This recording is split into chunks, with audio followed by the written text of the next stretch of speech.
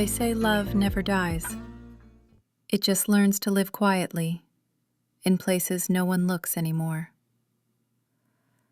My name is Elena, and once upon a time, I loved a man who wrote letters he never sent. It was the summer of 1963, in a small town that smelled like salt and jasmine. I was 21, working in my aunt's seaside cafe, serving tea and listening to the same radio songs every afternoon. He came in one evening, right before the rain. A stranger, with wind in his hair and paint on his hands. He ordered black coffee and said, "Do you always stare at the sea while working?" I blushed. "Only when it looks lonelier than I do." That's how it began. His name was Adrian. He was a painter, one of those dreamers who believed color could save the world.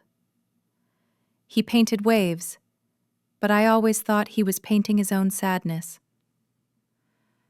Every afternoon he'd sit by the same window, a cup of coffee growing cold beside him, and I'd pretend not to watch. We spoke about everything: books, music, the way the ocean never stays still, but never about love. Not yet. One day, he gave me a small envelope. Inside was a sketch of me, looking out at the sea. On the back, he'd written, "For when you forget how the ocean looks when it's loved." I didn't know then what he meant. I only smiled and told him I'd never forget. But love has its storms, and his came sooner than mine. He stopped coming to the cafe.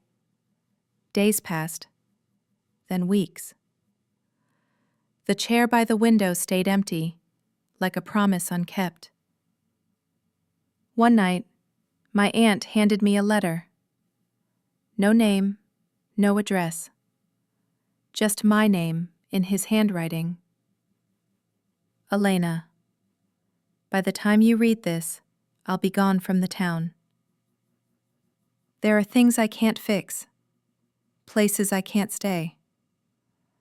But know this: you made the world look brighter for a while. If I ever return, it'll be when the sea forgives me. I didn't understand, not until years later. I waited that summer, and the next after that. The cafe grew quieter. Tourists stopped coming. And the sea, it kept whispering his name every time the tide came in. 7 years passed, 1970. One evening, I was closing the cafe when a postcard slipped through the door. A painting of a small house by the sea. On the back, just one line: I built it for us.